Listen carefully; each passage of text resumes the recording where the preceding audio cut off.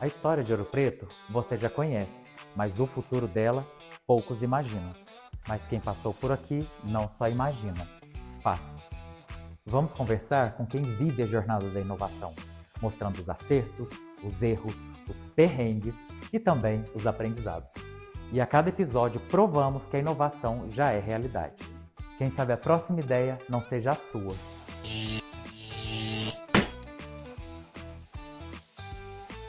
Está começando mais um Perrengue Tech, a inovação sem filtro. E hoje estamos com uma convidada muito especial, vou falar uma descrição longa, mas assim, a história já precede o nome e toda a descrição, que é a nossa menina da garrafa da água, gente. Se você não ouviu essa história, o que você está fazendo aqui no UFOP? Quem é, né? Para você que não está sabendo o que está acontecendo, Bárbara Gozniak. Ela é de Belo Horizonte, engenheira ambiental pela UFOP. Aqui também fez mestrado e atualmente doutorando em engenharia de materiais. Atualmente pesquisa sobre os efeitos da radiação para a desinfecção da água e o desenvolvimento de dispositivos poliméricos e optoeletrônicos. Ela desenvolveu a primeira garrafa que filtra e desinfecta a água. Por isso que é, né, a nossa garota aí da UFOP, sucesso. Além disso, ela foi depois disso, né?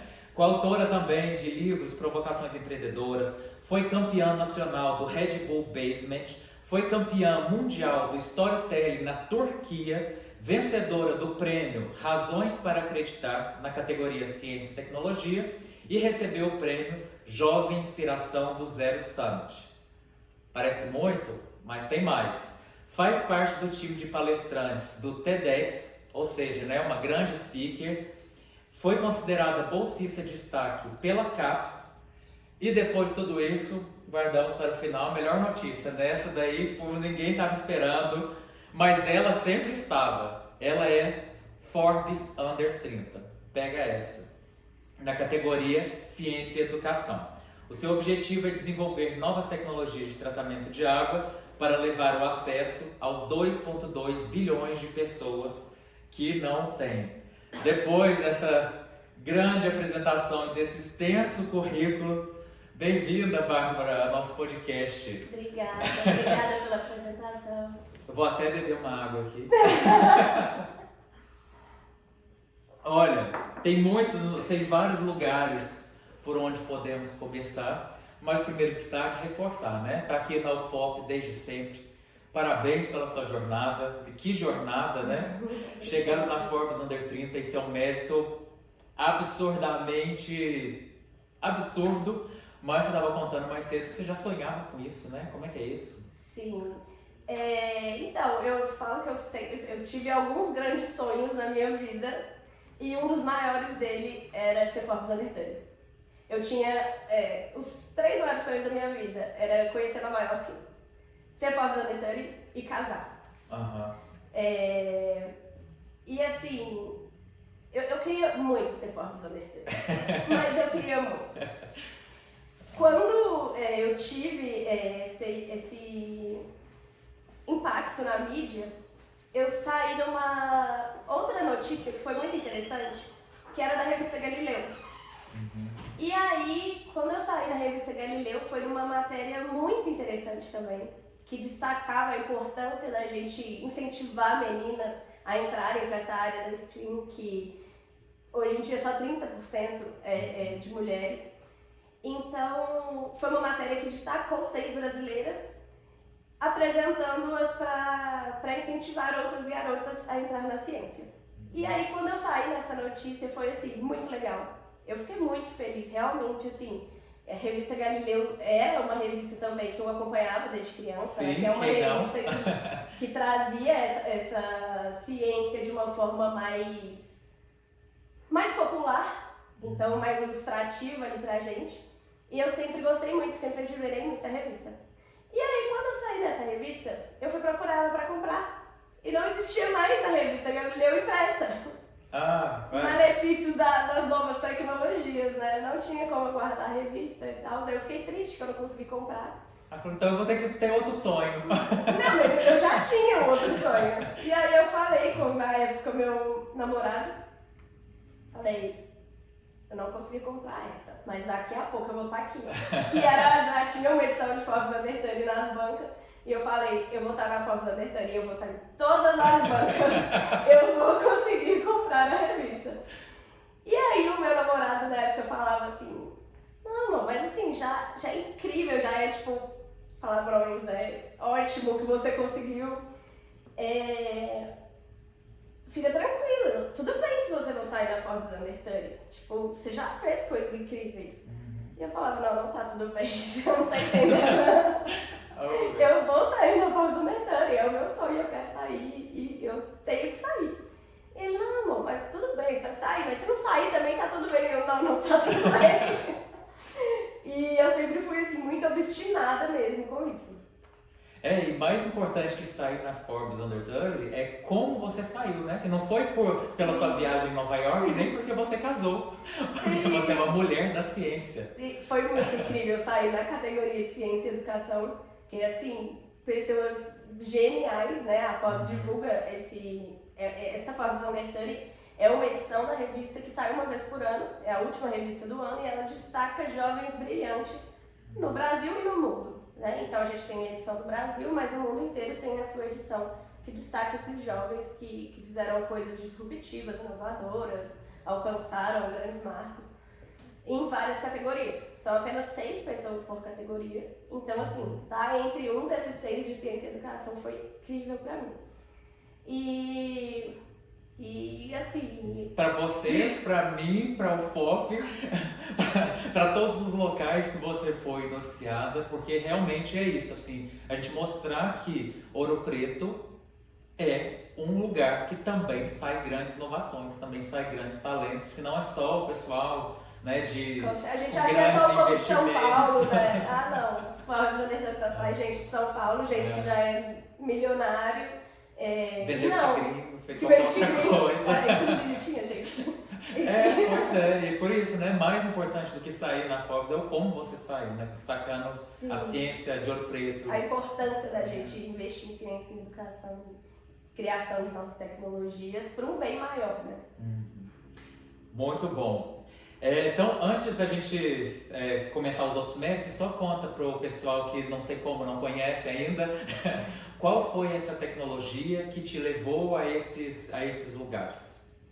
Bom, então, eu, em uma viagem, olha só, começou tudo em Nova York. Ah, é mesmo? Sabe como que eu fui para Nova York? Eu estava saindo da graduação e eu não falava nada de inglês.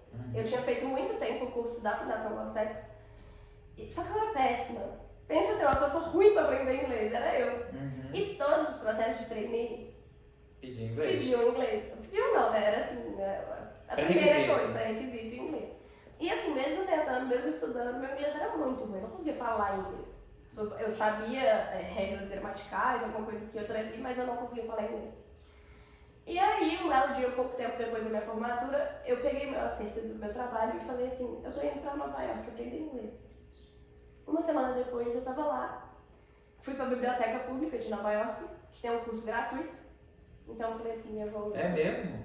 Olha que interessante. Eles oferecem um curso gratuito, não pedem nada, assim, é para pessoas que moram lá independente da situação e precisam aprender a falar inglês. Legal. Então eles têm esse curso gratuito na Biblioteca Pública, que é muito legal, tem curso de verão, curso de outono, de inverno. E aí peguei minhas coisas e fui. Falei, eu vou aprender inglês. E lá eu comecei a observar as pessoas vivendo a vida delas. E elas estavam tomando água da torneira. Eu falei, gente, que estranho, né? Essa cidade aqui era a maior população que eu já vi. E cadê a modernidade tudo aqui? era pra estar poluído e o povo tá bebendo água da torneira. Tipo, Nova York é famosa pelos ratos na rua, né? Água na torneira. Diferente, né? E aí eu fiquei com aquilo na cabeça. E fiz meu curso de inglês. Depois veio a pandemia, estragou tudo, porque fechou, a biblioteca pública fechou tudo, mas isso é outro rolê. Olha o meu sonho. Olha, agora eu vou alcançar, não consegui. Mas voltei pra cá, falando inglês, e com aquela pergunta, gente, como é que no Brasil a gente não toma água da torneira e em Nova York eles tomam água da torneira, sendo que Nova York era pra estar muito mais poluído. E aí eu pesquisei e descobri que lá eles, há muito tempo atrás, eles implementaram uma política robusta de preservação de bacias e nascentes, no qual não podia poluir a água de Nova York, e isso ia ser muito mais barato para a cidade. Foi uma política assim, cara, para, né, manter ali os proprietários de áreas rurais e tudo junto nessa política.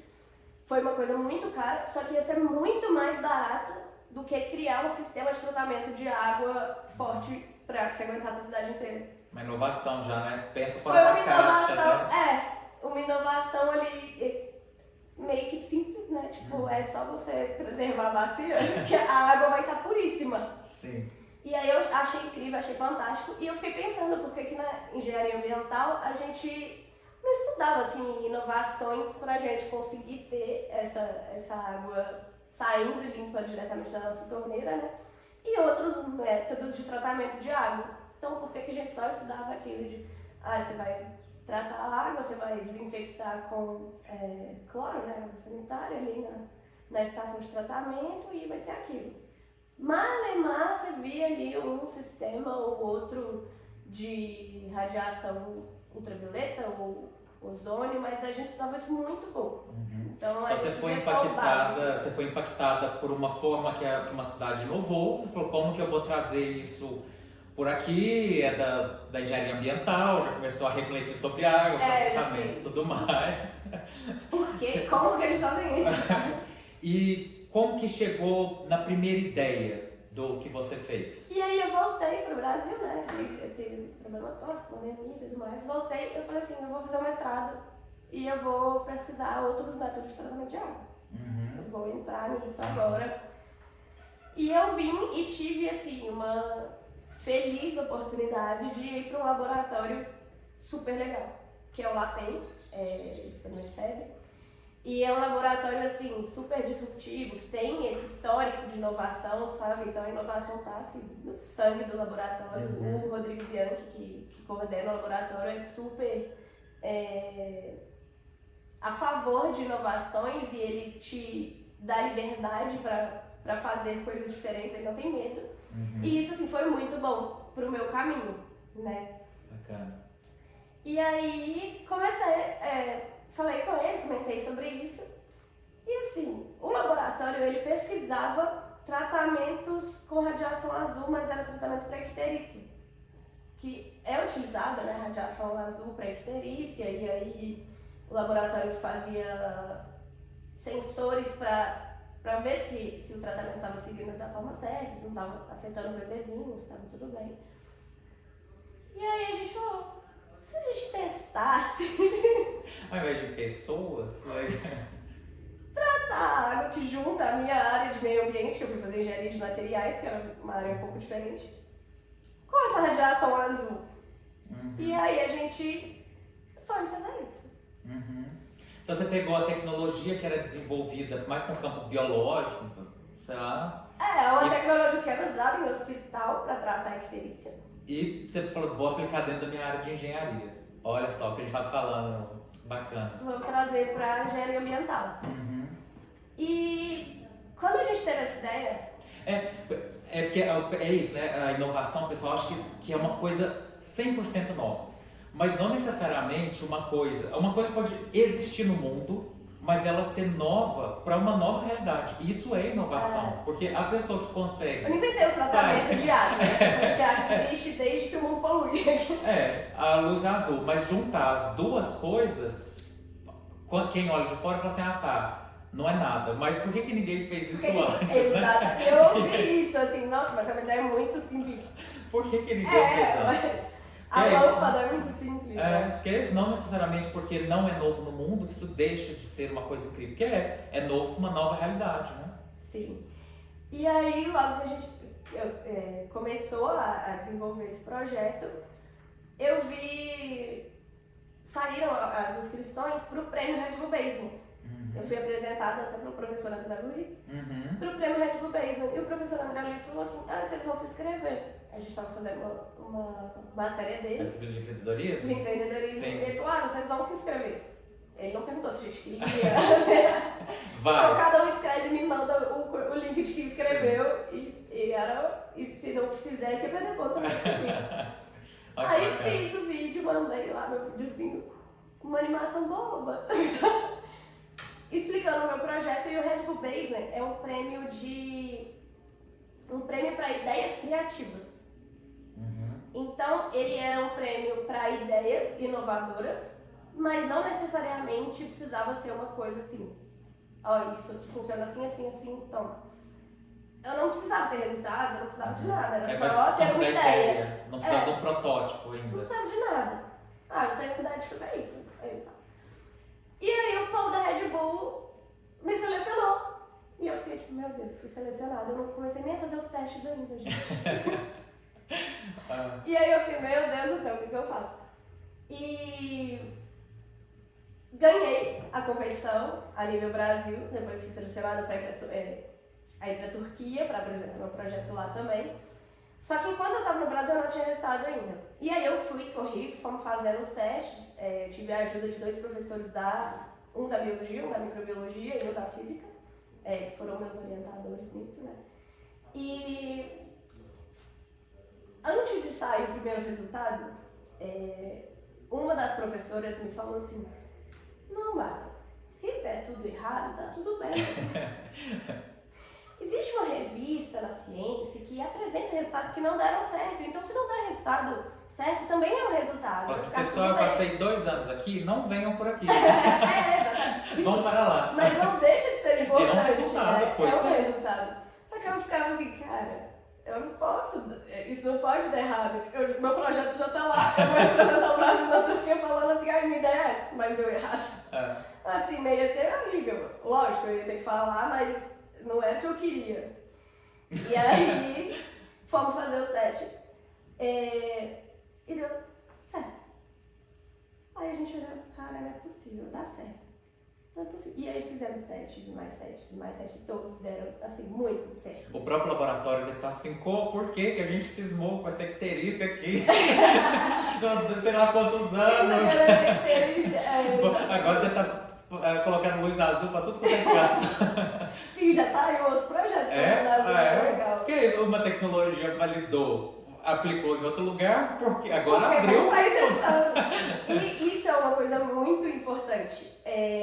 A gente precisa ter espaço para inovação. Porque se fosse um lugar que tivesse medo de erro, ou que me colocasse, né, dentro de uma caixinha, tipo assim, não, faz por aqui que aqui vai dar certo, eu não teria espaço para fazer uma coisa revolucionária, foi uma inovação disruptiva, mas é preciso ter esse espaço. E foi um lugar que eu tive esse espaço, então teve esse acolhimento tanto do professor Rodrigo falando, vai, testa, tipo, vamos ver o que vai dar. Da Maria Célia falando, olha, se der tudo errado, tá tudo bem, a gente ainda consegue publicar, vai dar, tá tudo bem. Então eu tinha margem para erro, e isso é muito importante para desenvolver tecnologia e inovação. E aí, assim, deu muito certo, e aí eu fui pra Turquia, apresentei o projeto, aí na Turquia eu já apresentei dados, então assim, eu tinha comprovações, olha, funciona assim, assim, assim, me dá certo aqui, e é uma ideia assim, né? Só que na Turquia eu não ganhei o prêmio final da competição, o prêmio central da competição, mas eu ganhei um outro prêmio. Então logo que eu cheguei lá na Turquia, eu ganhei o prêmio de storytelling, que era a pessoa que melhor contava a história do seu projeto. E aí foi muito legal também. Eu já cheguei lá assim, chorando. Primeiro dia, você foi campeão. Meu pitch tá feito. Pitch eu sei. Então foi muito legal, assim. Não, é uma grande conquista. É uma grande conquista mesmo. E eu ainda tinha um pé atrás com o inglês. Então foi uma coisa assim, foi uma barreira que eu venci, sabe? Ir pra Turquia, apresentar um projeto científico em inglês pra um monte de gringo que ninguém falava português. Foi muito legal, assim, foram várias conquistas, sabe? Conquistas pessoais e profissionais. E é interessante porque quando, igual você fala, né, você estava num laboratório lá do ICEB, né, de Ciências Exatas e Biológicas. Então, no imaginário, parece que você tem que saber que o desenvolvimento tecnológico, né, de inovações, tem que ser pesquisa básica, que vira pesquisa aplicada, que aí eu vou criar um produto por aí vai. E o senhor não, você pegou coisas que já existiam enquanto engenheira e engenhou para uma outra coisa. Depois você deve falar, agora eu vou ter que aprender ciência básica aplicada. Mas é isso que a gente fala também, não necessariamente a inovação ela começa num laboratório. Eu posso utilizar, as próprias tecnologias geram novas tecnologias. Sim. Então essa visão que você trouxe de pegar algo que já existe e aplicar em algo que não existe é interessante. E isso é um traço muito bom que nós engenheiros temos, né? De pegar as coisas e ir fazendo e ver como que vai, o que vai dar e depois poder destrinchar. Assim. É mesmo porque e desmistifica essa questão também que as pessoas sabem o que estão fazendo, né? Não necessariamente. E assim, você ainda acertou de primeira. Eu ainda tive essa sorte, né?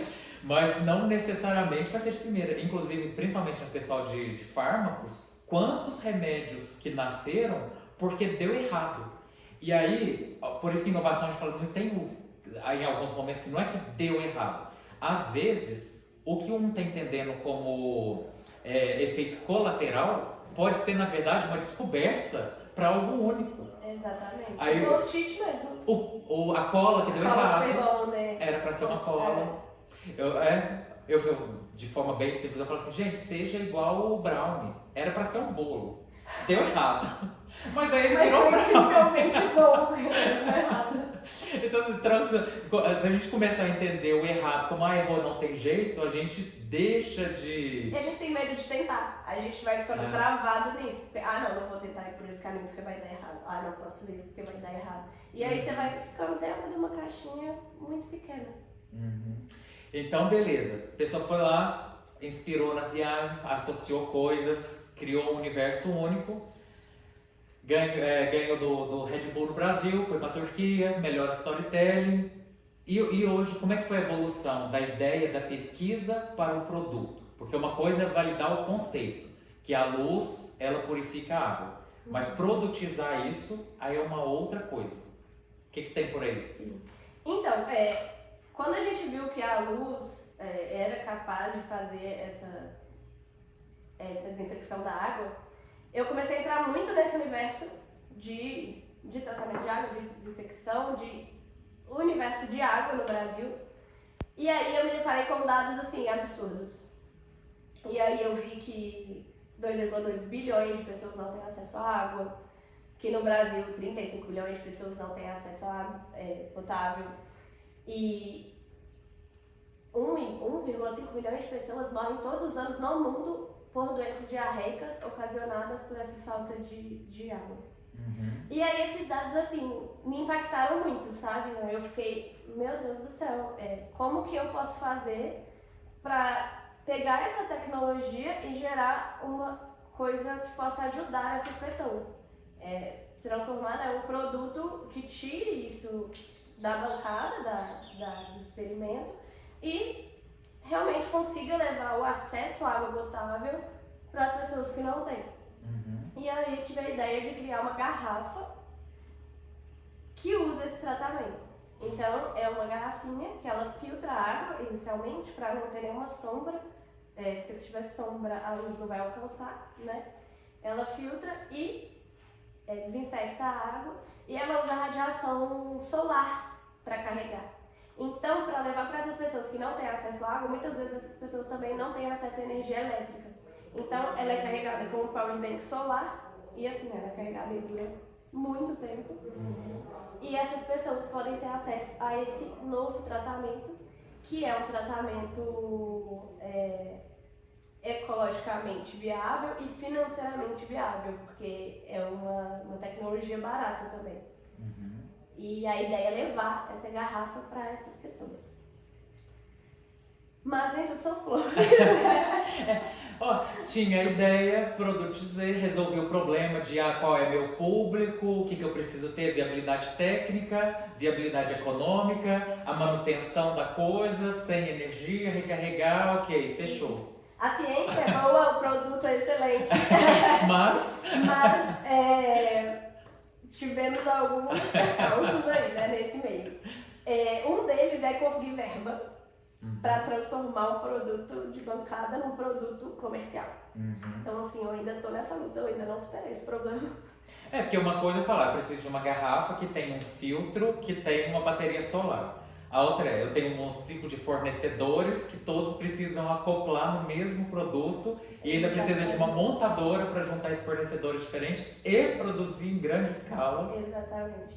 Então eu ainda tô agarrada nessa parte de produção, de conseguir verba mesmo, né? Investimento, para transformar isso em um produto, em uma empresa e conseguir. Mas o seu protótipo, como que você fez? Como é que você juntou esses elementos diferentes em um protótipo? O meu protótipo ele foi bem manual, vamos dizer assim. Sim, pesquisa de bancada. Eu comprei a garrafa, uma garrafa simples. Eu fiz o filtro. Ah, você fez o filtro? Eu fiz o filtro. Então eu fiz um filtro tanto para usar nos testes quanto para usar na garrafa, que é o mesmo material. Costurei ele à mão, assim, bem bonitinho. Mas por que não tinha nenhum outro filtro que existisse? Tinha que ser um filtro específico? É um filtro com uma membrana específica. Então, assim, mesmo que parte de coisas existentes, ainda para ser inovador, tem um ajuste específico ali. Exato. E coloquei os LEDs azuis na garrafa, eu mesmo soldei eles lá, mas é bem manual, sabe? Mas então você conseguiu validar que essas partes, elas se interconectam? Sim, sim. Você quer ver? Sim. Nossa, Pode claro. Ah, gente, melhor ainda, tá vendo? Aí, ó. Tem tanto tempo que eu não carrego ela, tipo, sei lá, desde que eu criei, e aí eu percebi hoje que ela tá um pouco sem bateria. Não, se qualquer coisa a gente coloca ali e mostra daqui a pouco, se precisar também. Tá. Mas assim, sabe? Então vem, tá sem filtro, mas tem um filtrozinho que eu acoplo aqui, e aí a gente joga água aqui, e liga e faz o tratamento. E aí esse LED é um LED muito específico? Esse LED aqui, ele é ilustrativo, mas o dos testes mesmo é um outro LED, mas é um LED azul, e aí dependendo da potência dele, né, que a gente vai ter a dosagem correta. Então a gente fez o teste com várias potências diferentes, e quanto maior a potência do LED, menor é o tempo. Pra gente manter essa dose correta, que a gente tem certeza que tem a desinfecção. E aqui a gente também tem esse adesivinho, que é um sapinho, que foi o produto mesmo do meu mestrado. A ideia era fazer isso aqui, o resto foi que é um sensor polimérico que controla se essa radiação está sendo suficiente ou não. Então, através deste sensor, a pessoa vai ver, não, meu LED aqui, você está precisando carregar. Então, é um sensor laranja que passa para o branco ao ser exposto com essa radiação azul. Então, se a pessoa fez o tratamento e ficou laranja claro, tem que trocar o LED, tem que carregar, alguma coisa assim. Não pode beber água. Não pode beber água. Agora, se ela fez o tratamento e ele ficou branco, água pura, segura. Eu já ia perguntar, porque uma coisa é a gente desenvolve a tecnologia, a outra é que a outra pessoa percebe, né? Chega alguém, toma, essa água colorida, ela está pura, beba. A pessoa assim, eu não vou beber essa água, porque tem uma luz aí dentro. Não, muita gente quando eu falo a palavra radiação assusta, né? Chernobyl. Meu Deus do céu, radiação. Vou morrer, mas não, a radiação azul é a mesma radiação que a gente tem aqui nos celulares, da televisão. É uma radiação azul, só que com uma potência mais baixa. E aqui com uma potência maior. Ela não é prejudicial para o ser humano e a gente convive bastante com ela, inclusive. Por isso quando você fala assim, eu ganhei o prêmio do Storytelling, não era o que eu queria, mas não tem nada de mais, não. O Storytelling, ele leva realmente um produto para outro patamar, porque é isso. Sim. A forma como a gente apresenta ou explica o produto, ela vai interferir na percepção da qualidade ou de uso das pessoas, porque é isso, dependendo das palavras que utilizar, é esse imaginário que vai entrar. Então, o storytelling, né, o transformando para uma linguagem, né, o pitch que você fez, né? O pitch ele vai ajudar a ajustar todas essas inseguranças, essas percepções que às vezes não estão bem ajustadas para falar, não, tudo bem, esse produto aqui ele pode confiar. Ele é um produto seguro, é um produto fácil de usar. É isso. E o sapinho veio da onde, gente? Então, o sapo. Por que é um sapo? Existe uma perereca de leite da Amazônia. Não sei se vocês já ouviram falar. Não. É um sapo da região amazônica que, quando ele está sob perigo, ele excreta uma substância branca. E a mucosa dele é azul. É um sapo muito legal. E aí, quando ele tá sob esse perigo, tem um predador vindo, ele excreta essa substância branca que fica com um gosto ruim e o predador não come ele. Então, quando ele tá branco, ele tá seguro. E aí veio essa ideia de homenagear esse sapo da Amazônia. E quando ele tá branco, significa que tá seguro, que você pode beber água. Interessante, nossa, incrível. Vai ficando cada vez mais interessante a história, né? São várias camadas para chegar no produto, né? Então, bacana. Então, a gente falou do produto, dos seus primeiros méritos. Tem mais alguma notícia, né? Todas as notícias que você queira destacar, contar pra gente alguma curiosidade, algum feito? Teve um perrengue, que eu não citei ainda, que foi durante a escrita da patente. Esse assunto. Passei 4 anos da minha pesquisa, da minha vida, saí em tudo quanto é canto. O que acontece? Logo que eu ganhei esse prêmio da Red Bull, teve muita notícia sobre, porque foi um prêmio mundial, né, de ciência, e aí foi muito reportado. E quando você estava esperando, eu acho, né?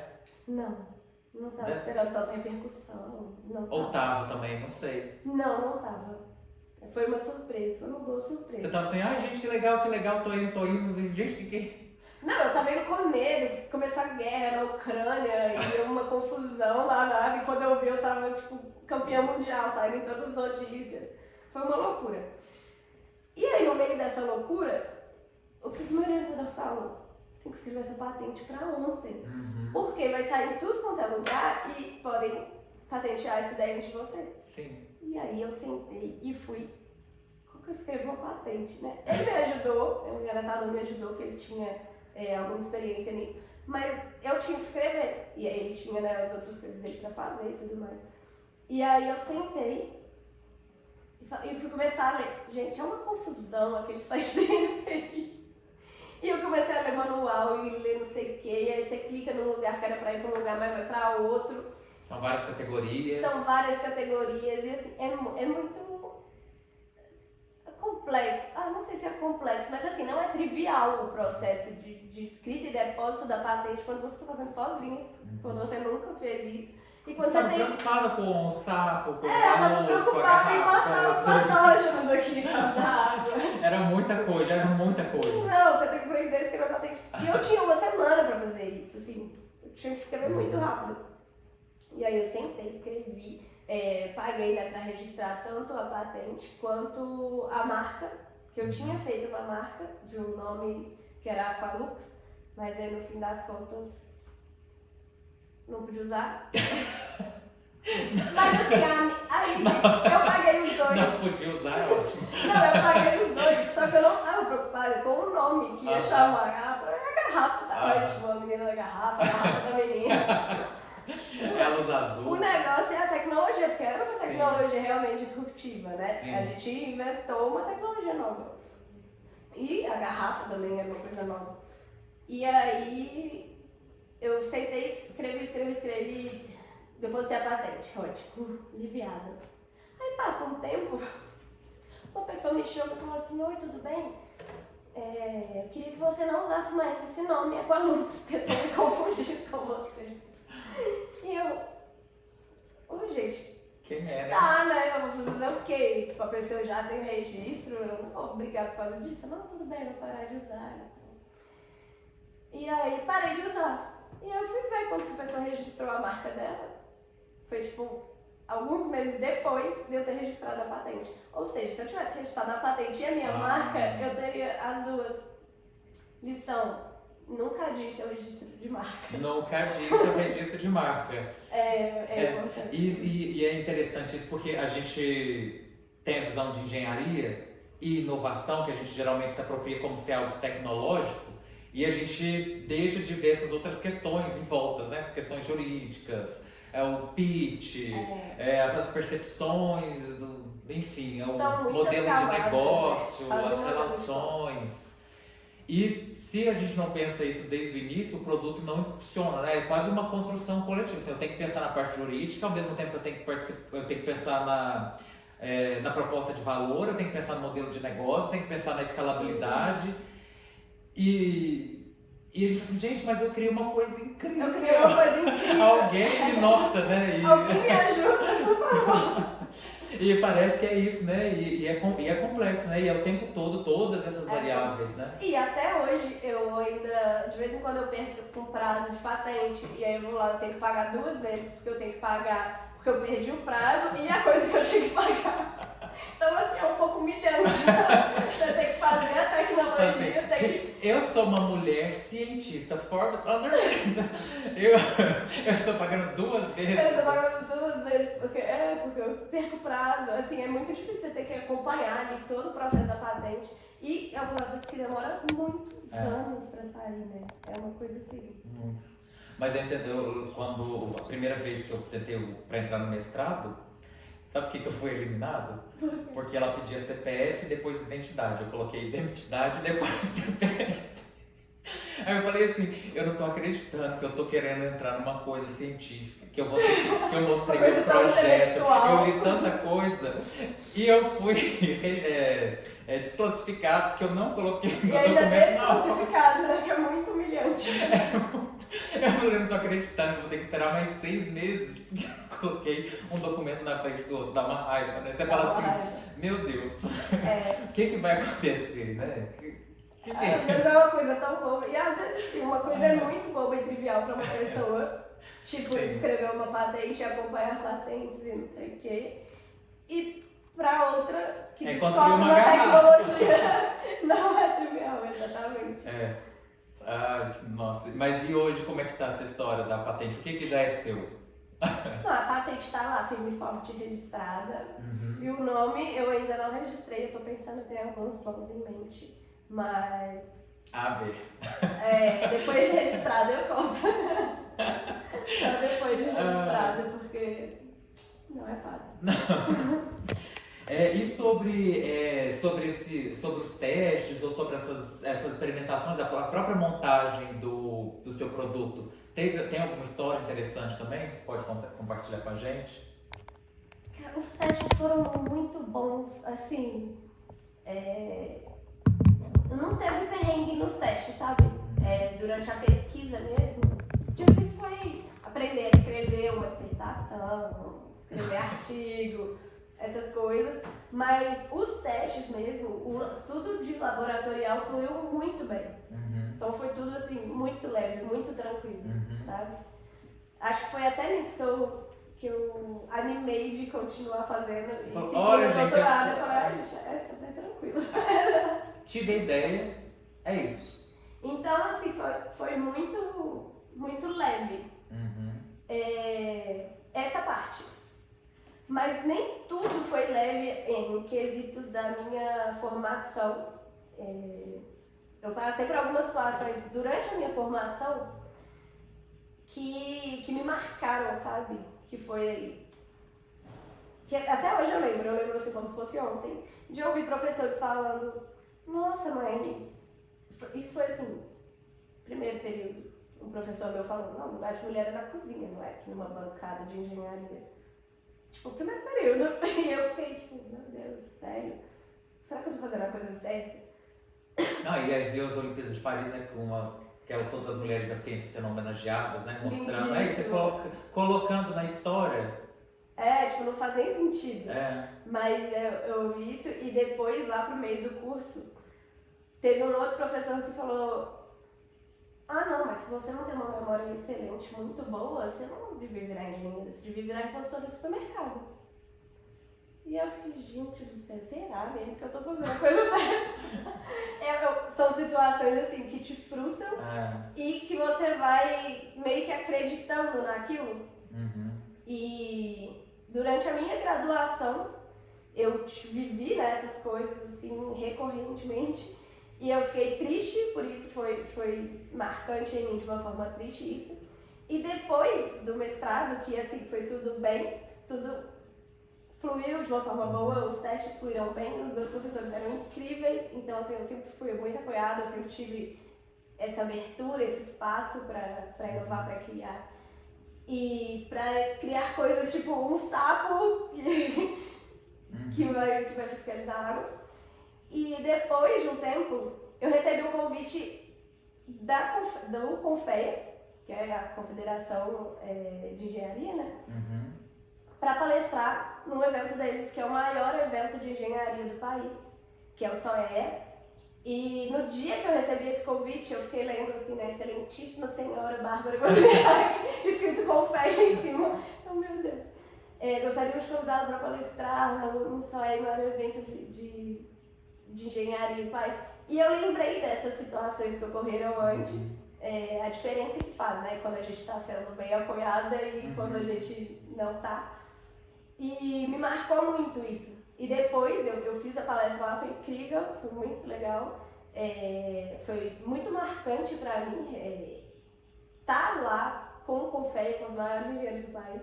E depois eu recebi a matéria dessa palestra, uma matéria do Confea, falando que eu era uma engenheira incrível, que eu tinha trago uma perspectiva muito interessante, disruptiva, sobre o tratamento de água. E assim, quando eu li a matéria, eu chorei.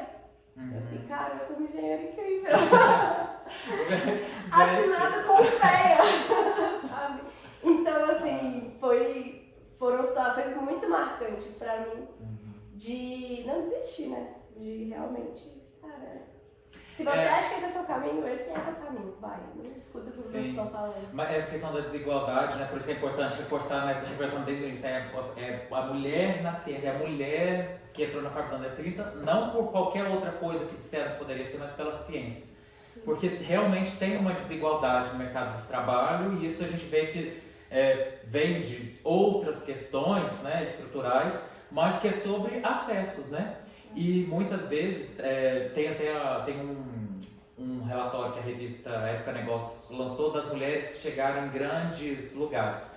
E elas mostram que mesmo essas mulheres que chegam em lugares incríveis, elas ficam com uma sensação ou de não merecimento ou de que foi sorte. Coisa que geralmente o homem, ele não pensa, ele fala, é meu direito, eu cheguei aqui, era para eu estar aqui. E a mulher, mesmo ela chegando nesses espaços, dá essa insegurança. Sim. Então é importante quando você chega e afirma e mostra para outras mulheres que não foi sob sorte. E também quantos homens também, se foi sorte, se não for... do post-it, gente, a sorte que ele teve. E ninguém está questionando. Mas foi uma sorte tentando fazer coisa. Mas é isso, é perceber algo que deu errado, não como erro, né? É uma percepção, mas é isso, ninguém questiona. E esse auto-questionamento assim, não deveria ter, né? Infelizmente a gente não tem tanto controle da nossa mente, mas é sempre bom ter esses exemplos para mostrar esses espaços que vêm de percursos semelhantes. Todos os empreendedores que passaram por aqui vão contar histórias iguais às suas, né? Não tem diferença nenhuma. Eu sei que ainda tem mais méritos de destaques, coisas, né? Realmente foi uma história muito noticiada na UFOP, são méritos... igual você citou, né? 6 pessoas por ano, né? E é um destaque muito grande, tem total mérito. E engenheiro é sobre resolver problema, né? Exatamente. Porque teve uma entrevista que o Paulo da Beyond Mind deu, ele estava falando assim, tem muito engenheiro que não é engenheiro, porque engenheiro é para resolver problema. Tem alguns que eles querem fazer situações assim, tá tudo dentro do controle, então qual que de fato é a expertise? E quando você traz esse engenhar, né, de pegar uma coisa da Amazônia, a água de Nova York, o filtro lá do hospital, juntar numa garrafa e olhar um problema, um problema que está na ODS, inclusive, sim, né, uma situação muito atual, é um mérito incrível, né? Parabéns mais uma vez. Essa é uma parte muito importante da inovação, né? A inovação, às vezes, a gente acha que tem que criar uma tecnologia, tem que fazer uma coisa muito diferente. Mas a inovação, às vezes, ela está ali no seu olhar. A sua perspectiva de mundo que faz você pensar uma coisinha diferente, que pode ser uma inovação muito legal, né? A gente tá falando do post-it, não sei se o pessoal conhece. O post-it foi isso, eles estavam procurando a 3M, ela faz... fitas resistentes, né? Isso. Então quando eles criaram o post-it, falaram assim, nossa, que lixo, né? Não é resistente nada, isso aí vai ficar caindo e tudo mais. Aí ficou na geladeira por um bom tempo, acho que uns 4 anos que ficou aquilo ali. mas como a 3M ela é muito inovadora, eles também não descartaram como, ai que lixo, não funciona. Você olhou pra aquilo, não, pera. E se eu der uma outra função pra isso? E aí parece que foi que ele tava vendo um amigo dele tentando marcar a página e o marcador caía, aí ele falou, pode ser para marcar a página. Depois que virou esse uso corporativo de notas, né? Mas também foi. Então é isso, um olhar incrível. Incrível. Ótimo. Seguinte, estamos chegando então no final da entrevista. Vou fazer aqui algumas perguntas, que é o que a gente chama, que é na lata, ou nada. Ou seja, vou fazer algumas perguntas, você fala o que passar na sua cabeça. Ok? Ok. Então vamos lá. A primeira, um erro que te ensinou muito. Deixar pra depois que eu devia ter feito hoje, no caso do registro de marca. Me ensinou muito. Mais ou menos, né? Que já perdeu mais uns 3 prazos. Assim, estou acertando. Eu só aprendendo. Não, mas é isso, gente. Nossa, é tanta coisa pra pensar, né? E esses são processos longos, né? Não dá pra saber também qual é o dia que tem que olhar lá, né? Tem que olhar, todo mundo Tem que olhar. Um acerto que fez a diferença. Um acerto.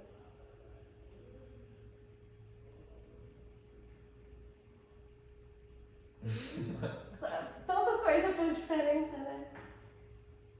Acho que não ter medo, sabe? Seguir meu instinto. Mas em qual situação tinha dado errado? Você falou, não. Uma coisa que você acertou. Assim, isso aqui é o meu orgulho. Eu vou tratar a água com luz azul pra ver se vai dar certo. Foi um acerto que fez muita diferença e eu não tive medo, né? Será que eu faço isso ou não? Sim, a ideação. Qual que foi um feedback mais absurdo que você já recebeu? Veio um aí? Lugar de mulher não é na engenharia. Cadê a revista? Impressa. Você não ter memória significa que você vai ser uma péssima engenheira. Que bom. Que bom que você não acreditou nesse rótulo que te deram, né? Qual que foi o seu maior apoio nessa jornada?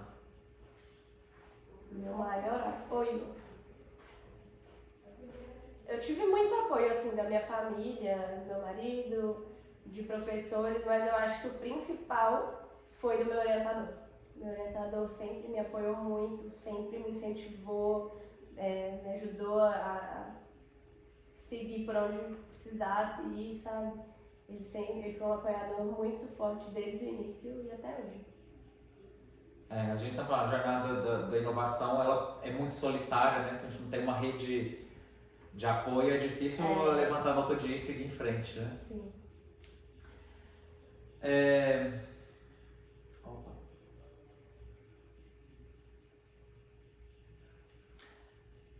Uma palavra proibida no seu dicionário. Tem que ser uma só. Algumas. Não vai dar certo. Eu sempre penso que vai dar certo, que eu vou conseguir, independente. Eu vou conseguir. Eu não sei quando ainda. Nem como. Mas eu vou conseguir. É proibido pensar, não vai dar certo. Aí, você tem bases sólidas de coisas que você já conseguiu, que você fala assim, não, peraí, eu já consegui falar inglês, eu já consegui apresentar meu pitch, eu já consegui envelopar uma coisa. Ser pode não, pode ser outra coisa. Não, não quero ser outra coisa. É isso que eu vou falar. Vamos falar desse Forbes Under 30 antes de continuar aqui. Como é que foi isso? Como é que você chegou lá? Como é que foi essa entrevista? Como é que foi esse processo? Porque é quase como ganhar um Oscar, né? Assim, não é do universo, né? Ninguém bate assim, e aí, você saiu nessa revista? O processo da Forbes Under 30, ele pode ser feito de algumas formas. Você tem a opção. Como que eu descobri isso? Quando eu ganhei o Red Bull Basement, eu ganhei um curso de empresários que chama G4 Educação. Eu fui lá, fiquei 3 dias fazendo um curso maravilhoso, incrível.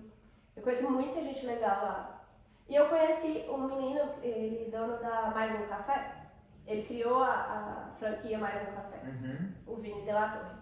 E ele tinha saído na Forbes Under 30 com um negócio que ele tinha de games em shopping, não tinha nada a ver com Ah, café. é? Que Nada a ver com comportamento café, esse? E aí a primeira coisa que eu falei com ele, nossa, é meu sonho ser Forbes Under 30, como que funciona? Eu falei com ele falou, sério, que legal. Tem a categoria de educação e ciência, né? Que a dele foi de negócios, eu acho. E eu falei, não, me conta tudo, senta aqui e me conta tudo. E aí, quando aconteceu isso, eu já tinha ganhado o Red Blazer, então eu já tinha esse sonho fixo de ser Under. E aí eu fui, conversei com ele e tipo, sabe quando te dá uma iluminada? Eu falei assim, cara, você. E aí ele falou... Tá próximo. Tá próximo. E aí ele falou do processo que ele tinha feito, tudo mais, as pessoas que ele conhecia lá dentro. E aí eu falei assim, não, beleza, eu vou tentar. E aí tem o processo que ou você é visto pelos buscadores, posso dizer assim, deles, ou você se inscreve ou os dois. Meio que isso. Só que aí depois que você tá lá, tipo, eles colocam várias pessoas, vários candidatos, e aí tem uma entrevista. Então eles selecionam esses candidatos prévios e fazem uma entrevista com todos os candidatos. Mas perguntando o quê? É uma qual é a sua entrevista ideia? assim, eu pergunto sobre tudo. Assim, quem você é ou qual é o seu produto? E a pessoa que te entrevista não dá um sorrisinho. É uma coisa assim, que você não faz, é uma coisa totalmente neutra. Você não fala, né, você tá indo bem, você tá indo mal, sério. E você conta tudo. Mas assim, sobre você, sobre o produto, Sobre os você, feitos, sobre o produto, sobre onde você quer chegar, pra onde você quer ir. Uma visão 360, assim. De onde você veio, pra onde você vai, tudo. Você como pessoa, o seu negócio, a disrupção do seu negócio, tudo, assim, muita coisa. E aí tem essa entrevista e aí você não sabe se você tá dentro ou não. A pessoa termina com, ok, muito obrigada. Tchau. Mentira, não tem sorrisinho, tipo, tchau. E aí eu fiquei, gente, acho que não deu certo não, né? A pessoa nem sorriu. Não sei. Aí eu fiquei esperando, a entrevista em dezembro e a revista sai em dezembro. Ah, é muito rápido então. É uma coisa assim. Nossa, é muito rápido. Muito rápido. E aí, quando teve essa entrevista, a de hoje que eu tava, meu primeiro sonho de vida, Nova York. Olha, o círculo se fechando aí. E eu fui pedida em casamento nessa viagem, que eram os 3 sonhos da minha vida. Nova York, ser pedida em casamento, casar, né? E ser Forbes Under 30. Nossa, entrou no filme lá, né? 30 idade do sucesso. 30 idade do sucesso, exatamente. Eu realizei todos os meus sonhos, eu zerei o game e falei, agora eu preciso começar a sonhar de novo. E aí eu fiz essa entrevista online com ela e fiquei esperando até o dia 30 de dezembro que sai. É bem no finalzinho de dezembro, assim. Aí saiu. Ela, na verdade, ela me mandou uma mensagem, tipo, uns 2 dias antes. A gente tá te mandando pra te dar os parabéns. Você tá na Forbes Under 30. Aí eu dei um grito no meio da rua, o meu. Mas você tava onde? Você tipo tava na assim, rua? Eu tava na rua. Nossa. O meu marido, o que foi? Quem morreu? Eu já comecei a chorar. Só que eu não podia contar pra ninguém, mas eu não conseguia, porque eu tava chorando, que tava no meio da rua, e meu marido, tipo, meu Deus. Isso pode passar aqui, né? Não sei. Mas. Aí eu dei um grito no meio da rua e falei, meu Deus. E aí saiu a revista 2 dias depois. Aí eu liguei pros meus pais, mandei a revista, né? Meus pais, minha irmã, mandei e falei, eu revisei, eu sou Forbes Under 30. E foi assim. Nossa. Foi muito legal. Eu fico imaginando Foi esse dia muito na rua, emocionante. assim, você na rua. Meu Deus. Aí todo mundo que eu contava chorava. Porque realmente, assim, é um sonho. Quando você realiza um sonho que é tão distante, você pensa, eu queria muito, muito, muito. Mas no fundinho lá, você tá assim, mas é muito difícil. Fica entre assim, eu quero acreditar, mas eu não Mas quero ele- decepcionar, nesse limbo. Eu quero muito que dê certo, mas sei lá, eu acho que eu tô sonhando muito longe. Interessante. E quando você alcança isso, é uma sensação assim.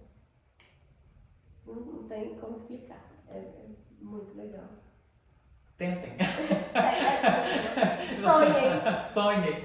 Começa assim, né? Sim. Porque é isso, isso é até triste, né? Tem muitas pessoas que perderam até a capacidade de sonhar.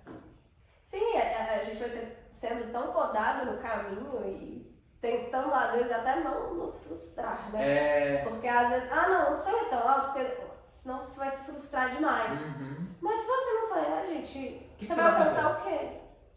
Eu sempre fico falando assim, ó, pessoal, na vida, vocês viram 10 na prova, a maioria tira 6. Se você mirar 4, você vai tirar quanto? Você tira 2. Exatamente. Então, você tem que estar jogando sempre no 10, vai no 10 pra ver onde E você quanto vai. mais você acredita que pode dar certo, quanto mais você sonha, mais você pode acreditar, e quanto mais você acredita, maior a chance de você correr atrás para aquilo dar certo. Então, assim, né? Todos os caminhos que existiam para ser Forbes Undertow, eu fui atrás. Encontrei a pessoa que tava não lá. sei quem eu quero. Tem não sei quem que pode indicar não sei quem eu quero. O Vini mesmo mandou pro diretor da Forbes algumas notícias dos meus prêmios que eu ganhei. Então, assim, É isso eu não sei se mesmo. eu fui pelos... Não vem com essa não. Não, é porque tem os vários caminhos para você chegar nessa primeira seleção. Tá. Eu não sei se o meu foi pela inscrição, se foi pela indicação no olheiro deles, porque... Eu não sei, mas tudo que podia... Não importa, o importa é que você Exatamente. é a pessoa. E a pergunta, todo mundo deve estar ficando falando assim, de agora pra frente. Assim, não, gente, calma, deixa eu celebrar primeiro, né? Porque 30 anos querendo, eu quero ficar aqui. Você tá nessa, mas você tá pensando em alguma coisa ou você ainda tá colhendo os frutos de tudo que você plantou nesses 30 anos? Então, a gente ainda tá aprimorando a tecnologia. Eu tô buscando investimento, mas também não é fácil, não é uma coisa tipo, simples que sai ali. Até pelo mercado que é específico, né? Que vai para a questão das ODS, né? Não é um produto que vai para uma inovação social, né? Que vai ajudar um problema social, tá? É outro tipo de investimento e retorno, né? Sim. Então eu estou em busca aí desse investimento. A minha ideia é realmente tornar isso um produto comercial e que chegue nessas pessoas. E estou trabalhando para isso. Até para trilha, tá? Eu fiz uma travessia de Lapinha da Serra até Tabuleiro. Chegou um momento lá que a água acabou e aí você fala assim, você tem que beber a água lá Nossa! Sabe quando você eu tava com muita sede, porque você anda um dia inteiro e a minha água acabou. E eu fiquei assim, gente, será que eu posso beber? A chance de ter coliforme fecal e E. coli é altíssima, tá? E eu lembro uma vez que numa dessas viagens de estrada, a gente parou para beber água no lugar, o meu irmão, ele bebeu uma água lá que deu apagão, eu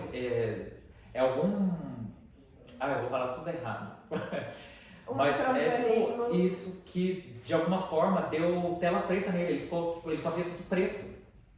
Aí a gente achou, falou assim, meu Deus, o que aconteceu? E quando a gente chegou no hospital, a gente falou assim, não, deve ter sido alguma infecção, ele tomou um remédio e voltou a enxergar no outro dia. Mas o susto que a gente tomou... Mas as pessoas acham que é uma coisa boba, tudo bem beber água de nascença. Os meus testes foram todos feitos de nascença aqui da região. E assim, todos tinham contaminação. E pode ter uma contaminação que vai te dar uma diarreia, uma coisa boba, mas pode ter uma contaminação que vai te deixar sem andar. Assim. Não, o meu irmão ele ficou vendo tudo cego, tem umas coisas que são muito perigosas. E aí por isso que geralmente você tem o produto, mas também pode pensar em outros nichos, né? Então, o pessoal de muita trilha. gente de trilha me pediu eu pede no Instagram pra viagem. O sapo, pra sei trilha, lá, alguma coisa. O que a gente pode fazer? Pra usar em hotel. Pois é. Quando vai viajar para alguns países que a gente vai beber águas suspeitas. Exatamente. Mas assim, até pra as pessoas que estão querendo, né? Coisas milagrosas também. Até para tratamento de câncer me pediram, sabe? Por quê? Porque as pessoas que estão passando por situações difíceis, elas acham que vão encontrar alguma coisa que vai ser assim, milagroso. Ah, tá. Então, quando ouviram falar da garrafa, falavam, eu tenho câncer, eu queria beber essa água na sua garrafa, porque eu acho que vai ser melhor pra mim, eu não vai. E assim, é uma coisa muito sensível, porque Sim. se fosse uma pessoa que quisesse, né, explorar as pessoas, a vulnerabilidade das pessoas, fala, bebe água ionizada, bebe água da minha garrafa que vai curar seu câncer. E eu expliquei que olha, não vai, é uma água da mesma qualidade da mineral que você vai tomar. Toma cuidado para não cair em golpes, né? Isso é interessante, porque você passa pelo, tem a ciência básica, teve a ciência aplicada, tem um produto. Mas o produto ele pode atender a diversos mercados. E aí, dependendo do mercado que ele atinge, o valor dele também muda, o investimento muda. Às vezes você vai nichar, você estava pensando numa questão de sustentabilidade em outro continente, e aí você vai achar que talvez tenha um problema mais local, mais específico, que eu consigo cobrar mais caro, que tem um valor agregado diferente, né? Essa galera de camping, de trilha, pede bastante. Já tá no mercado que eu pensei isso muito, dadas as experiências. Né? É importante. Sabia algo que a gente bebe. Então, voltando, que era pra ser na lata ou nada, virou na lata tudo. Voltando aqui, uma frase ou um mantra que você repete constantemente. Ser capaz de tudo, não deixe ninguém em nenhum lugar que você estiver conversando ao contrário. Uhum. Eu sempre falo isso para as meninas do Brasil, vocês são capazes de tudo. Uhum. A gente até adiantado, em algum momento a gente ia pedir para dar alguma sugestão para alguém que está nesse processo, e o seu público é um público também específico, né, das mulheres, dá uma mensagem para elas. Tenha um olhar aberto, um olhar amplo para tudo que você vive. Comece a enxergar as coisas com um toque diferente e não tenha medo, sabe, de procurar coisas novas, de descobrir coisas novas. Se você quer ser uma cientista, uma inventora, quer trabalhar com inovação, não tenha medo e olhe para as coisas pequenas de forma diferente, seja questionadora, sabe? Pergunta sempre por quê? Por que isso funciona assim e não assado? Será que daria certo se fosse de outro jeito? Seja questionadora e não desista. Importantíssimo.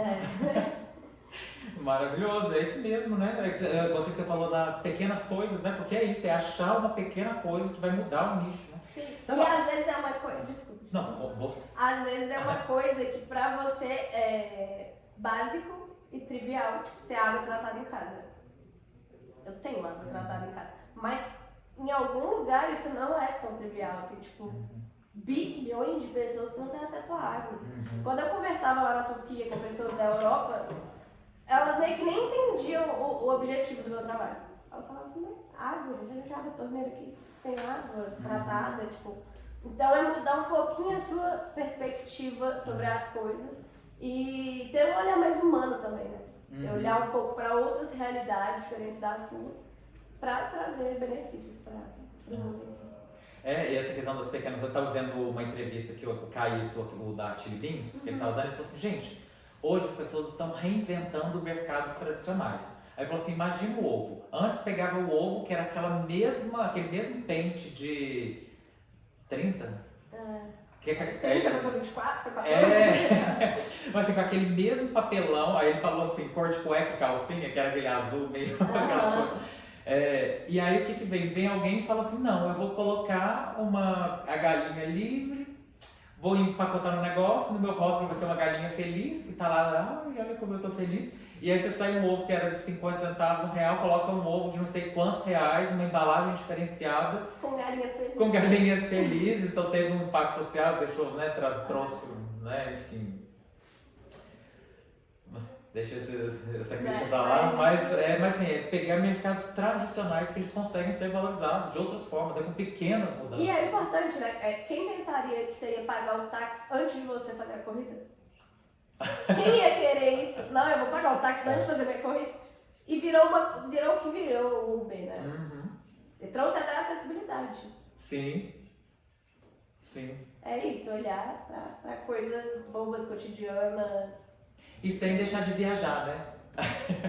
viagem. Você consegue ser uma pessoa incrível mesmo viajando, porque você tem pessoas que às vezes vão achar que você tem que dedicar 100% a essas questões, e quando a gente está trabalhando com criatividade, a gente precisa de repertório. Porque se eu não consigo sair e experienciar o mundo, como que eu vou criar algo dentro de um espaço fechado só com a minha própria visão, e não a minha visão em contato com o mundo, né? Eu gosto de uma frase do José Saramago, que ele fala que é preciso sair da ilha para ver a ilha. Então, se você não sair ali do seu mundinho, você não vai conseguir enxergar a ilha, né? Exatamente. A gente vai sair do ar-condicionado. Exato. E para fechar, né? Se você pudesse resumir a sua trajetória em uma palavra. Sucesso. Ah, gostei. Sucesso. Alcancei muito e tenho muito para alcançar ainda. E vamos trabalhar para alcançar mais sucesso, mais pessoas.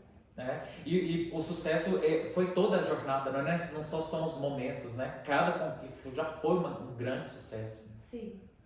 Muito sucesso mesmo. Faltam coisas importantes ainda, né? Mas... Calma. Um passinho de cada vez. Calma. Ok. E aí a última coisa que a gente deixa aqui, uma forma agora bem informal, se você tem alguma recomendação de algum filme, algum seriado, alguma coisa que te inspirou, pode inspirar outras pessoas. Nossa, eu gosto muito de assistir filme, muito de seriado. Todos os filmes de pessoas que criaram coisas eu já assisti. O da McDonald's é incrível, o do Spotify é incrível, assim, muito legais, imperdíveis para quem gosta dessa área. E tem um livro que eu gosto muito, que é um livro assim, simples, bobo, que você lê numa sentada, mas que ele faz assim, sua cabeça, que é o Roubo como Artista. É um livrinho que parece inofensivo, mas ele é muito legal, eu recomendo para todo mundo dessa área. Basicamente, né? Nada se cria, tudo se copia, mas faça uma cópia, mas faça uma cópia inteligente. Exatamente. É isso aí. Você vai ver um monte de coisas até você ter um repertório e criar uma outra coisa a partir disso. É isso. Tem repertório, né? Tem repertório. A sorte favorece a mente preparada. Exatamente. Porque a luz azul estava ali, a garrafa estava ali, o sapo estava ali. A Mas água. a água estava ali. Mas se eu não conseguir linkar tudo isso, vai ser só uma garrafa, só uma água, só uma luz azul. E um tratamento convencional que eu aprendi na faculdade a fazer, podia só repetir aquilo e pronto. Nossa, isso representa muito. Porque é isso que a gente está querendo bater muito nessa tecla nesse podcast. Assim. A inovação não é essa genialidade que você pensa sozinho dentro de um lugar, tem que ser uma coisa, né, uma parafernália de coisa, né? Albert Einstein já foi, gente. Já. Não cai aqui. Tem espaço também, mas não necessariamente precisa ser desse caminho de pesquisa básica virar pesquisa aplicada. Tecnologia gera tecnologia. Que a forma como a gente organiza coisas, claro que no início parece simples organizar coisas, mas igual você está passando, né? Não, eu tive que costurar, porque a membrana é uma membrana específica, são coisas específicas, mas os protótipos, eles conseguem fazer com recursos existentes. Sim. Não precisa de coisa de outro mundo, não. A gente começa com coisas do nosso mundo, e quando a gente vai aprendendo, a gente cria coisas de outro mundo, né? Exato. Mas maravilhoso, essas duas frases realmente é muito você, parabéns. Obrigada. Muito obrigado também pela entrevista. Foi um prazer estar você aqui. Tenho tempo, desde o primeiro podcast que você precisa conversar com ela, que é uma história incrível e tem que ficar marcado mesmo na história da UFOP. Você ainda está aqui, tem que aproveitar. Leve sua palavra para todo quanto é lugar, seu brilho, sua inspiração para outras mulheres, a seguir na ciência, de mostrar que é possível. Você tenha muito sucesso. Muito obrigada. Eu que agradeço pelo convite. É uma alegria para mim estar aqui, tá? Nesses espaços da UFOP e poder incentivar pessoas jovens, estudantes como eu, a seguir esse caminho também. Ok, Bárbara. Muito obrigado. Então fiquem atentos para o próximo episódio do Perrengue Tech, a inovação sem filtro. E aí, pessoal, que história, hein? O que a gente vai refletir depois dessa grande lição que a Bárbara passou pra gente? Que história inspiradora, que sucesso que essa nossa colega, agora eu posso dizer minha amiga também, trouxe pra gente. Então vamos lá, ainda assim coisas para refletir, né? Primeiramente, esse contraste aqui, a gente consegue realmente ver um contraste, né? Uma pessoa, quando a gente olha pelas histórias do sucesso que depois de todas essas premiações, de estar na lista da Forbes Under 30, Under 30, né? Quando a gente olha a história de sucesso, parece que são pessoas geniais, né, que vêm de outro planeta e que o processo de inovação são para poucos. É aquela pessoa que vem já iluminada com todas as ideias e que a vida dela foi feita para isso. A gente, ao longo da nossa jornada de inovação, a gente vai desmistificando esse mito. Todos os inovadores, eles são geniais, mas eles não são gênios de fazer milagres e que segue uma jornada solitária, em que aquela ideia ela vem sendo construída de uma forma assim absurdamente fora do comum. Como vocês observaram, mesmo com tantos méritos, tantas histórias de sucesso, o início da ideia que levou ela a todos esses méritos foi uma viagem, de justamente se colocar uma pergunta de o que é que eles fazem para conseguir deixar a água dessa forma? Ou seja, eles encontraram soluções diferentes daquelas que eu imaginei.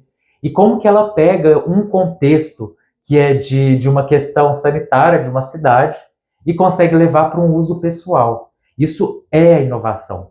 Então, não necessariamente inovação é sobre criar um foguete que vai parar lá em Júpiter para a gente ver se lá tem água ou não. A inovação, muitas vezes, ela não precisa ser algo novo no mundo, mas tudo que parece, né? A gente tem essa ideia de que inovação tem que ser algo muito novo, que foi a primeira vez que aquilo aconteceu. Mas é muito difícil dizer o que foi a primeira coisa que de fato aconteceu. Se a gente pega, por exemplo, Uber, Airbnb e iFood, as três são startups inovadoras que movimentaram o mercado, que realmente mudaram a forma da gente consumir alguns serviços. Mas se a gente olhar na base, eles fazem a mesma coisa. Assim como o episódio que a gente fez anteriormente, que a Hillman fez isso também, que é conectar pessoas que pareciam distantes. Então, muitas vezes, quando eu trago algo que já existe em algum contexto para um outro contexto, aquilo se torna inovador. E aí a gente sempre pergunta, né? Nossa, como que ninguém viu isso antes? Nossa, alguns vão até tirar o mérito disso, né? De falar, nossa, mas isso nem é tão novo assim, porque tudo que aquela pessoa já fez já existe. Mas ok, essas coisas podem até existir em outros espaços. Mas quando tem uma pessoa que junta essas visões únicas para um contexto específico, ainda assim ela tem que fazer rearranjos para aquele contexto específico.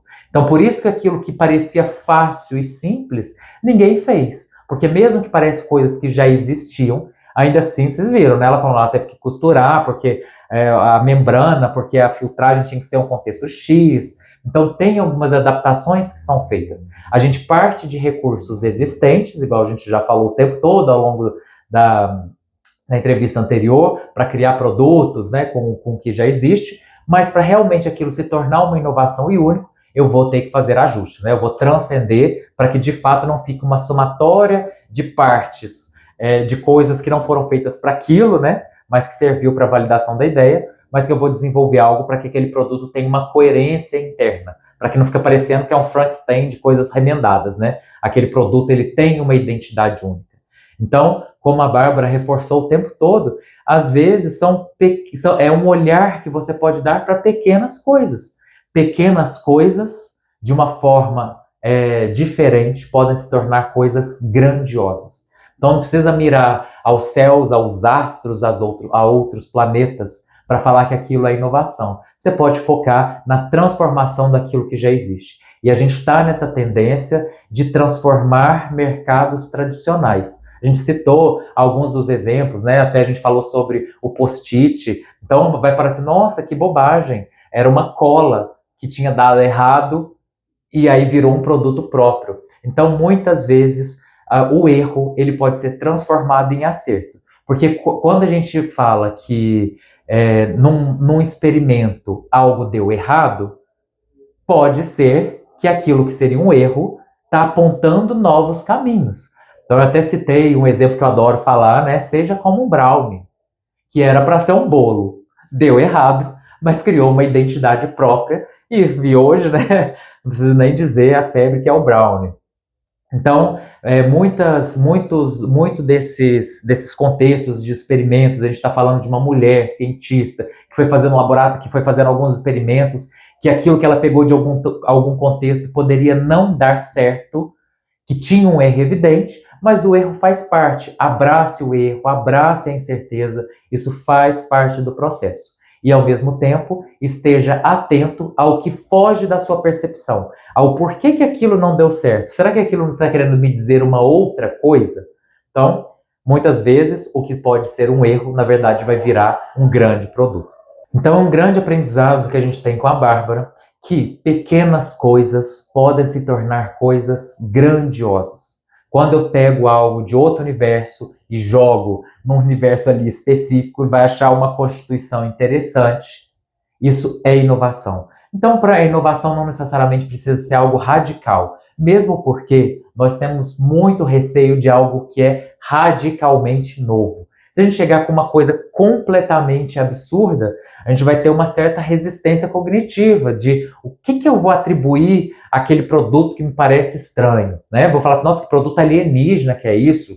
Que, não sei, estou cheio de dúvidas, né? Então, tudo que é muito novo pode gerar uma certa aversão. E quando a gente vem com essas pequenas inovações incrementais, partindo de pressupostos que já foram validados, isso dá mais estabilidade para que eu vou construindo degrau por degrau, até que a constituição de várias inovações incrementais, uma hora parece alguma coisa completamente diferente. Então, para que o produto da Bárbara tenha tido toda essa repercussão, muitas pessoas sobre tratamento de água desenvolveram várias tecnologias. Muitas pessoas sobre o uso dessa luz azul desenvolveram várias outras coisas. Sobre esse polímero que vai olhar sobre a qualidade da água, muitos desenvolvimentos. Então, o somatório desses vários desenvolvimentos incrementais gerou esse algo novo que ela criou. Então é isso, gente. Muitas vezes a gente pode fazer cópias, mas desde que essas cópias sejam inteligentes. No sentido de que juntei três coisas que já existiam, só que a constituição e a amarração dessas três coisas ela é tão única, ela é tão particular da vivência da Bárbara, que aquilo tornou uma coisa excepcional. Então, foi o que a gente falou, né? Quer copiar, mas copie de uma forma inteligente. E isso vai parecer de fato uma inovação, e é uma inovação. E por fim, o grande aprendizado, uma das premiações que ela contou pra gente, o poder do storytelling. Muitas vezes a gente fica muito na parte técnica do desenvolvimento de uma inovação, acreditando que a inovação é algo tecnológico, é algo de laboratório. Mas lembrando que essa inovação vai servir ao mundo, de pessoas que não querem saber o que aconteceu por dentro dessa tecnologia, se foi fácil, se foi difícil, como que você chegou lá. Ela quer ser impactada, ela vai ser sensibilizada para aderir àquele produto. E a forma como ela vai aderir vai depender de como cada um vai se apropriar dessa tecnologia. E quando a gente vai entendendo essas apropriações, a gente vai construindo um discurso para que aquele produto faça sentido. Então, o pitch de um produto, ele é tão importante quanto o produto, porque o produto ele não se vende sozinho. A gente não chega assim, tá aqui o produto, obviamente, ele tem que ter uma boa usabilidade, uma boa navegabilidade, uma boa experiência do usuário, mas né, são questões que são feitas de design, de engenharia, para facilitar o seu uso. Mas ter um pitch bem feito, ele contextualiza, ele identifica uma dor, ele identifica um ganho, ele te coloca num contexto, ele entende quais seriam os seus referenciais e como que ele consegue atender às suas necessidades. Então foquem também na experiência de como vocês vão contar os seus produtos. Muitas inovações, inclusive, conseguiram grandes investimentos apenas com uma ideia, apenas com a forma como ela contou aquele produto. Tá aí o exemplo do Dropbox, como a gente citou, vocês conseguem encontrar no YouTube o videozinho da apresentação que eles foram fazer para os investidores que fez com que uma ideia virasse um produto. Então, acreditem também em recursos. A gente estava falando de utilizar os recursos básicos. Um pitch bem feito, uma história amarrada, ele já potencializa a criação de um novo produto. Obviamente, como a Bárbara contou, depois vem grandes outras etapas, mas acredite também na boa narrativa do seu produto. Então, esses foram os aprendizados que a gente teve com a Bárbara. Agradeço mais uma vez e parabenizo mais uma vez essa grande conquista que toda a UFOP está comemorando com você. Até mais, pessoal. Até o próximo episódio do Perrengue Tech, a inovação sem filtro.